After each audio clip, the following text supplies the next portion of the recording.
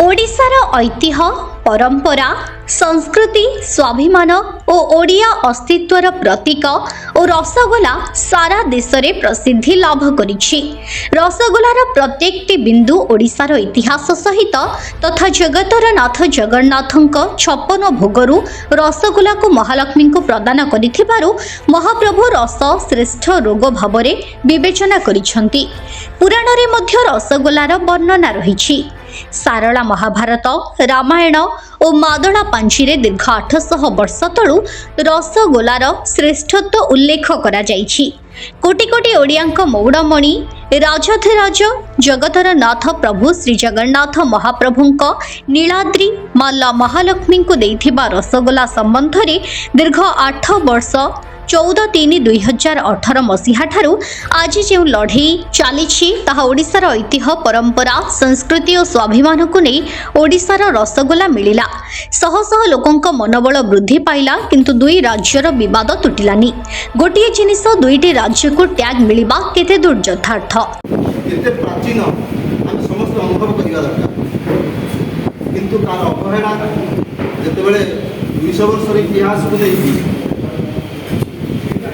वेस्टबेंगल सरकार GI tag पाइले आम 800 वर्षर इतिहास को आधार कर आम एपर्यंत सत्यासत्य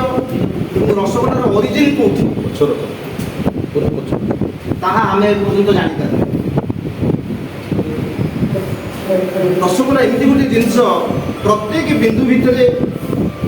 ओडिशार इतिहास लुचि रही। ये रसगोला को आज अणदेखा करा साधारण संगठन भाव में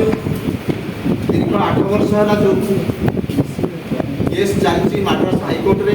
जीआई ऑफिस रे हमको तो बुझे दिया गला दुई राज्य को टैग मिलला दुई राज्य संतुष्ट हो गले किंतु तार भितरी कथा बुझा दरकार रसगोलार ओरिजिन कौन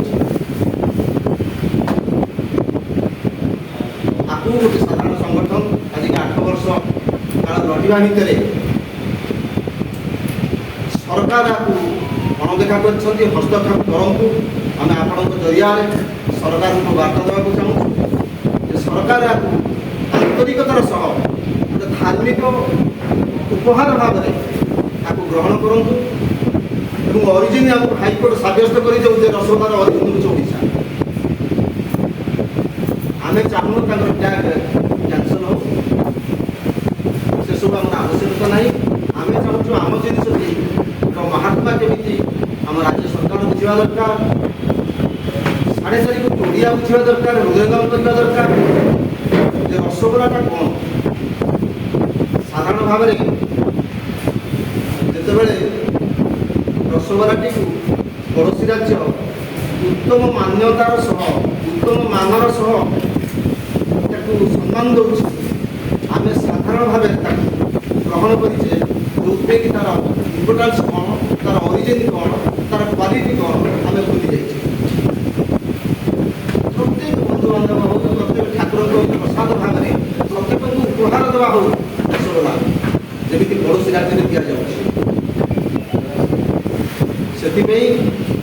आज सांबादिक सम्मेलन प्रत्येक ओडिया सचेतन हूँ